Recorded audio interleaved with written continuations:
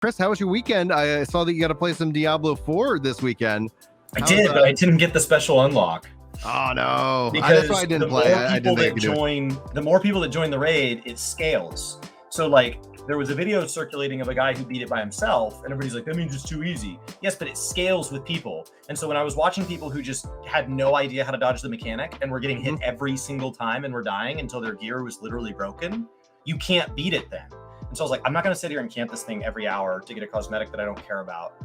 For when basically what I'm hoping for is like, I need to be able to attempt it with no one else around, because I wasn't getting hit.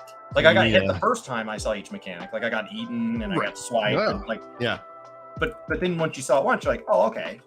When they line up their arm, they're going to do a big slash all the way around, and it hits that whole side, and it shrinks to like the outside. So as long as you're on the other side, you can be in like this mid range. There's this huge AoE area that you can stand in that they don't have to be. And if you just stay on that boss's like right on their butt, like if you just grab where the tail should be and just try to stay there, you don't really get hit.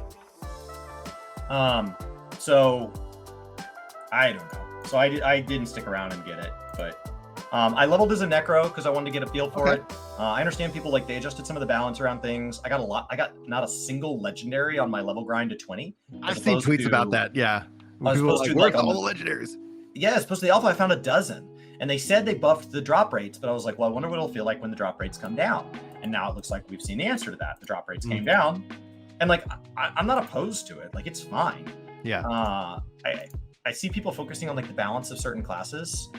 If somebody told you that they were an expert on New World, World of Warcraft, and Final Fantasy, because they've made it to level 20 in all three, and they're ready to tell you how it is. Like, what does that person's opinion mean to you? Like, are you ready to sit down and watch that video and see their expert analysis? Like, it means that from I'd be interested in the comparison of the level 20 experience and how the games differ in that block, right? I'd appreciate their being honest with their take, as opposed to somebody who's like, it's like, yep, I'm an expert. And it's like, oh, have you heard about Eureka? Oh, what is Eureka? It's like, okay, like, well, maybe we have a deeper conversation, bud. That's how I say. What do you think? Would you take there? Would you, to answer your own question? What do you think? I mean, the video could be entertaining, but if they just like, I don't think that they actually have any commentary that needs to be listened to by devs. Like, it's just so hard. We call things betas now, but they're not really betas, because I don't even know that we gave them the information that they need. I also thought it was weird that they chose to lower the level cap from 25 to 20 and change things for the second beta versus the first.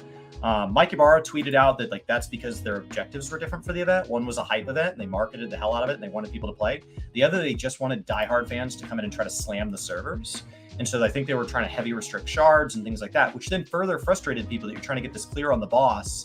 And there were people having all sorts of rubber banding issues and stuff like that as they're trying to intentionally pull back server resources to find the limit. So like, it was for it to have the cosmetic that it had behind it, it was a weird event.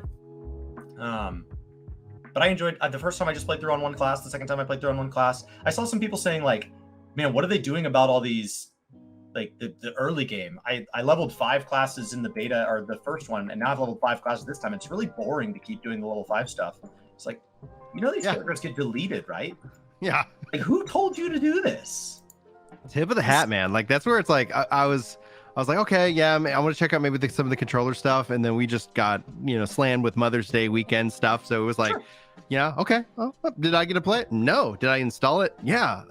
So that's the way it was. And I was like, well, and then apparently I saw like in a group text, like it took like 2 hours to get to 20. And I was like, well, maybe if I get home and if Julie's, the baby's good. And then that didn't end up playing out, because I was like, I didn't want to be like, it's Mother's Day, I gotta go get a horn on a horn for a mount in a game.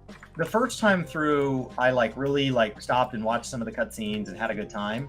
The second time through, I just wanted to kind of get a feel for like if I just went back to like old school story skipper me.